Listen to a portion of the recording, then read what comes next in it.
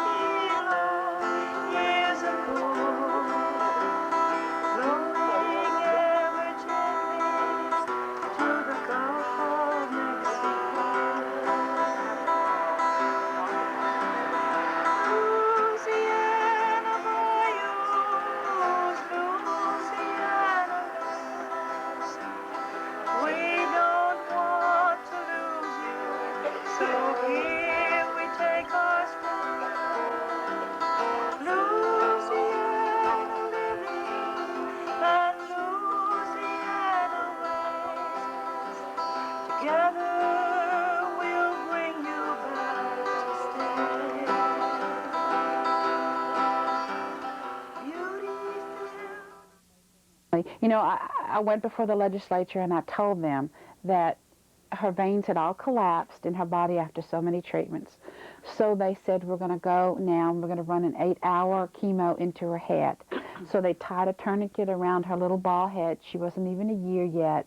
And they turned it tight and all the little veins popped up. And they said, Mother, hold her down. And I laid across her and she screamed and she yelled and they poked her head 3 or 4 times in her head trying to find a vein, and I have to be there to witness this and to hear this and to suffer with my child. And I told her, I said, it will be all right, Emily, you'll be all right. You know, Mother will make it all right. But those words were for the time, yes, I'll comfort you, I'll hold you, I'll make it better. But no, those words are forever. Those words say, I will make it better, I will make it better forever. You know, that there will be, it's taken on a different meaning. There will be no more like you, maybe. Maybe I'll stop 1 or 2 from happening like you. Or 1, you know, that's all. That would be wonderful. He became a problem to him. He got him in this hand and in this hand. He taught him this one. He said, if I educate him, he's going to what? Start asking for what he needs or what he wants or what it is. And if I don't educate him, I got to take care of him. Now, what the hell do I do with him now? And I'm trying to preach it to you. I'm getting old, son. And if you don't learn it now, when are you going to learn it? The politicians in the community came around, not one of them was educated enough to tell you what it does to rezone the community. But what did they do? They rezoned it on you overnight anyway. What could you do about it? Nothing. How many of them came in the community to see what you needed and what you didn't need? Huh? Ask yourself that. How many of them? They don't care what happened to you. Take a look at yourself in the morning in the mirror and see what color you are. You're black.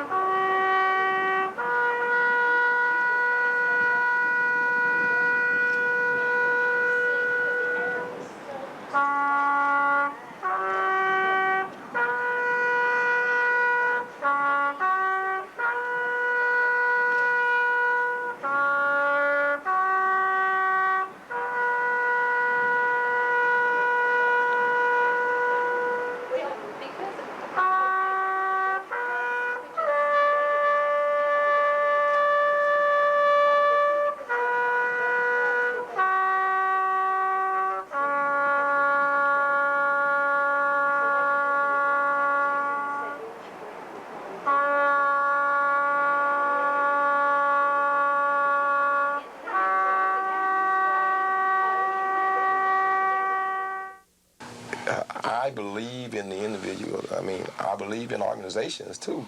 However, the individual make up the organization, but the individuals know the whole key to it. If they be passive and lie down, things are just going to pass you by.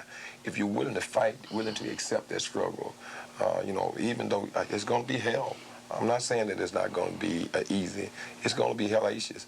But if you're willing to accept that hell and then deal with it from an individual perspective, be willing to, organize and then pool your interest with someone else, you can make that difference. That was a thing that this American concept was not based on. It's a collection of it all. And I firmly believe in that.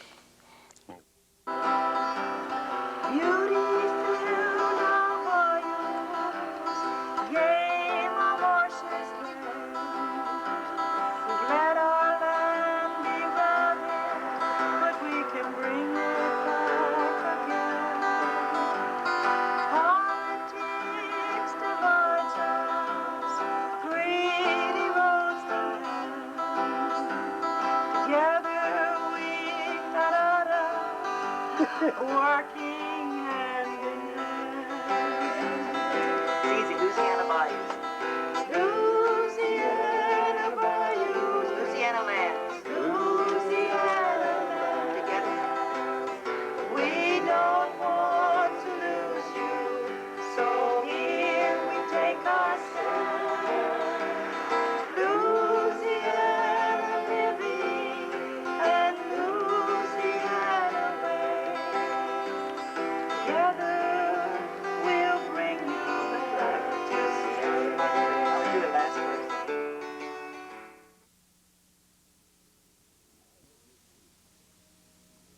Is Eyewitness News.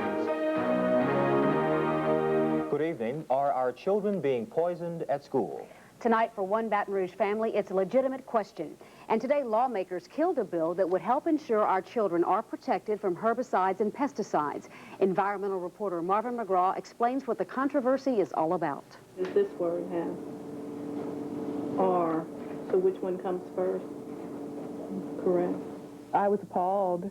I could not believe that my child could be within 15 feet of this spray and no one attempting to move them away from it. Kay Corley is talking about this amateur videotape, a tape which shows maintenance personnel at Bernard Terrace Elementary spraying a herbicide on the school playground in full view of the children. The mist was getting us. Corley's son, 7-year-old Jason, was on the playground at the time. Some of them ran away from it. Then you're talking about our largest industry in the state, and that's the chemical industry, and again, the petroleum and refining industry, too, that are in really great danger, I think, of having a lot of new regs put on them, and they will respond by cutting back or moving out of the state, etc. Mary Lee Orr with the Louisiana Environmental Action Network says she's very tired of this argument. For 8 years, that's all the rap they give, we'll move, we'll relocate. In fact, I haven't seen any industry relocate when regulations are more stringent. I haven't seen anything but positive effects come out of regulation. Sometimes processes have been changed, but they in actuality have found that what is one man's waste is another man's profit. We have to be creative when we have critical problems. We have to encourage new technology. We have to encourage people to come forward with solutions and not be a doomsday sayer. And I have more faith in the industry in Louisiana and the people. I believe that together we can solve these problems. I'm sorry that the other people don't think that. Water supply in this area. Well, we're working on that. Amos Favorite has turned activist himself. He organized a group to control hazardous waste disposal. They blocked an asbestos dump. They got tanker trucks off neighborhood streets. And officials in Louisiana have been forced to respond. State lawmakers, spurred by local activists, passed a law to cut toxic emissions in half by 1997. Meanwhile, the minority movement.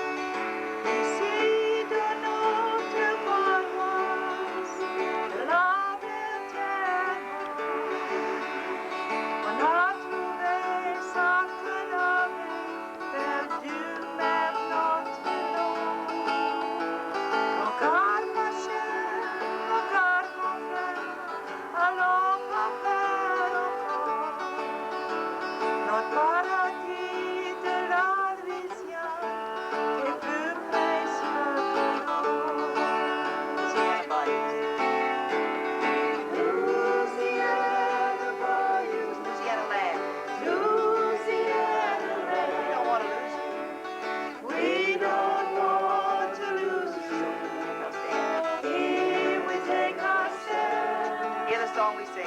Hear the song